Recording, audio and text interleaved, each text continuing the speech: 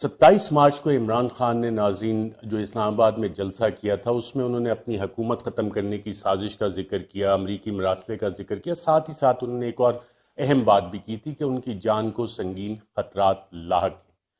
ہیں۔ 1 اپریل 2022 کو جب میں نے عمران خان کا انٹرویو کیا تھا وزیر اعظم ہاؤس میں تو انہوں نے اس میں بڑا واضح بتایا تھا کہ ان کے پاس ایسی انٹیلیجنس اطلاعات ہیں کہ انہیں جان سے مارنے کی سازش بھی کی گئی ہے، اور پھر متعدد جلسوں میں انہوں نے یہ بھی بتایا کہ انہوں نے اس حوالے سے ایک ویڈیو ریکارڈ کیے جس میں کم از کم 4 لوگوں کے نام انہیں بتائیں کہ خدا نہ خواستہ اگر ان کو کچھ ہوتا ہے تو یہ 4 لوگ اس کے رسپانسبل ہوں گے۔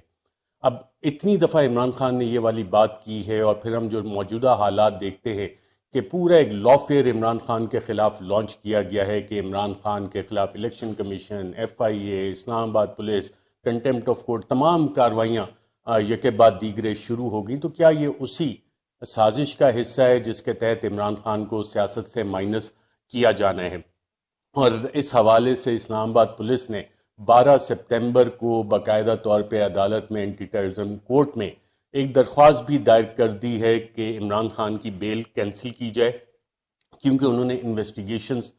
میں ابھی تک شمولیت اختیار نہیں کی۔ اس حوالے سے پاکستان تحریک انصاف کی لیگل ٹیم اپنی آپشنز پہ غور کر رہی ہے، لیکن اسلام آباد پولیس کا خیال یہ ہے کہ عمران خان نے جو بیان دیا تھا شہباز گل کے ٹارچر کے حوالے سے، کسٹوڈیل ٹارچر کے حوالے سے، اس میں ڈیفیمیشن ہوئی ہے اسلام آباد پولیس کی اور ان کو دھمکیاں دی گئی ہیں، جبکہ پاکستان تحریک انصاف کہتی ہے کہ کسٹوڈیل ٹارچر کے حوالے سے، لیگل ایکشن کے حوالے سے کہنا کوئی دہشت گردی نہیں ہوتی، اور اس پہ عمران خان پہ دہشت گردی کا مقدمہ بنایا گیا، باقاعدہ طور پہ 780A اور دیگر پاکستان پینل کوڈ کی جو شکیں ہیں ان کے اوپر لگا دی گئیں، اور یہ 12 سپتمبر کو یہ والا مقدمہ عمران خان کا چلنا ہے۔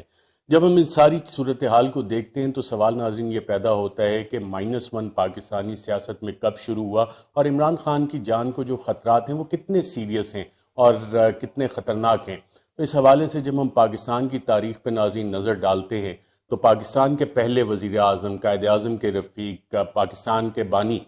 جن لوگوں نے پاکستان بنایا، اس جد و جہد میں شامل لیاقت علی خان پاکستان کے پہلے وزیر اعظم بنے، لیکن لیاقت علی خان کے خلاف بھی، قائد اعظم کے ساتھی کے خلاف بھی، پہلے وزیر اعظم کے خلاف بھی سازش ہوئی جسے راولپنڈی کانسپریسی کیس کہا جاتا ہے، اور اس راولپنڈی کانسپریسی کیس میں 1 میجر جنرل اکبر اور 11 فوجی افسران گرفتار ہوئے، لیکن پھر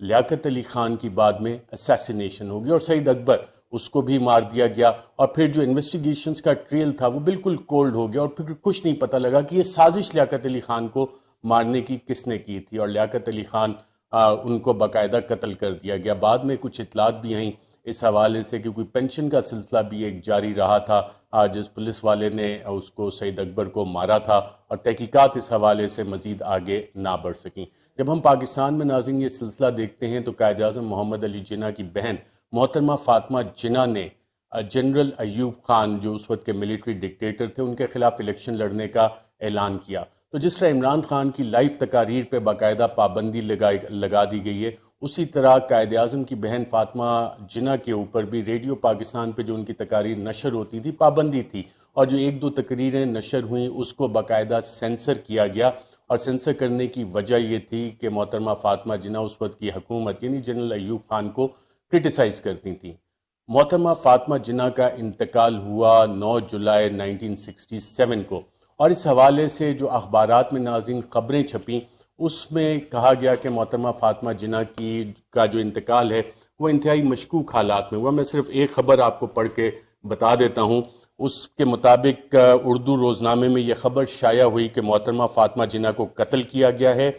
اس خبر میں غسل دینے والوں کے بیانات بھی شامل ہوئے، جس میں ہدایت علی عرف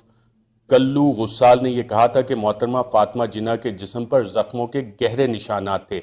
ان کے پیٹ میں سوراخ بھی تھا جس سے خون اور پیپ بہہ رہی تھی، اور غسال نے کہا تھا کہ محترمہ کے خون آلود کپڑے اس کے پاس موجود ہیں، لیکن اس وقت کی حکومت نے نہ تو اس کی تردید کی اور نہ ہی اس معاملے میں انکوائری کی ہدایت کی گئی۔ اس کے علاوہ اس معاملے کی دیگر غسالوں نے بھی تصدیق کی تھی۔ غلام سرور ملک، جنہوں نے باقاعدہ عدالت میں اس حوالے سے پٹیشن بھی کی تھی کہ اس کی تحقیقات کی جائیں، نے اس سلسلے میں اخبارات کی کاپیاں بھی ثبوت کے طور پر عدالت میں پیش کی ہیں۔ انہوں نے اپنی درخواست کے آخر میں عدالت سے درخواست کی ہے کہ وہ اپنے خصوصی اختیارات کو بروئے کار لاتے ہوئے مذکورہ بالا حقائق کی روشنی میں عدالتی تحقیقات کرے اس مقدمے میں اور دیگر اس کی تفصیلات ہیں، لیکن اس وقت کی حکومت نے یہ تحقیقات نہیں کی اور قائد اعظم کی بہن محترمہ فاطمہ جناح ان حالات میں ان کا انتقال ہوا، اور جس وقت ان کی آخری رسومات تھیں اس وقت بھی جو وہاں پہ ماحول بنا باقاعدہ طور پہ ان کی باڈی کے قریب عوام جو ان کا آخری دیدار کرنا چاہتی تھی ان کو قریب نہیں آنے دیا۔ تاریخ کا پہیہ ناظرین جب گھومتا گیا تو ہم نے دیکھا کہ اور بھی بہت سارے، لیکن میں صرف جان کو جو خطرے کی بات ہے اس حوالے سے تاریخ کے تناظر میں آپ کو یہ چیزیں بتا رہا ہوں کہ ذوالفقار علی بھٹو، ان کو ملٹری ڈکٹیٹر جنرل ضیاء الحق نے ان کی حکومت ختم کی اور جب انہیں پھانسی دی گئی تو تاریخ اسے عدالتی قتل کے نام سے یاد رکھتی ہے، اور متعدد سابق جج صاحبان نے یہ کہا کہ وہ عدالتی قتل تھا۔ اس حوالے سے سپریم کورٹ آف پاکستان میں پیپلز پارٹی کے دور میں ایک ریویو پٹیشن بھی فائل کی گئی کہ اس جوڈیشل فیصلے کو ریویو کیا جائے، وہ پٹیشن آج تک وہاں پہ پینڈنگ ہے۔ ذوالفقار علی بھٹو کے بعد ناظرین ہم دیکھتے ہیں کہ مرتضیٰ بھٹو جو ان کے صاحبزادے تھے جنہوں نے جنرل ضیاء الحق کی ڈکٹیٹرشپ کے خلاف باقاعدہ جد و جہد کی، انہیں اس وقت قتل کیا گیا جب محترمہ بے نظیر بھٹو خود ایک سٹنگ وزیر اعظم تھیں، اور اتفاق کی بات یہ ہے کہ اس کی تحقیقات پوری طرح سے نہ ہو سکی، بلکہ نہ صرف یہ، اس میں جو چند پولیس افسران ملوث تھے انہیں بعد میں ان کو پروموشنز بھی بعد میں دی گئیں۔ تاریخ کا پہیہ جب گھومتا ہے ناظرین تو ہم آگے آتے ہیں محترمہ بے نظیر بھٹو صاحبہ، انہیں بھی 2007 میں شہید کر دیا گیا، اور یہاں بھی ہم جب تحقیقات دیکھتے ہیں تو اس میں جو پروسیکیوٹر تھے، جو چند اہم گواہان تھے، انہیں بھی قتل کر دیا گیا اور وہ ٹریل بھی وہاں پہ جا کے ختم ہو گیا۔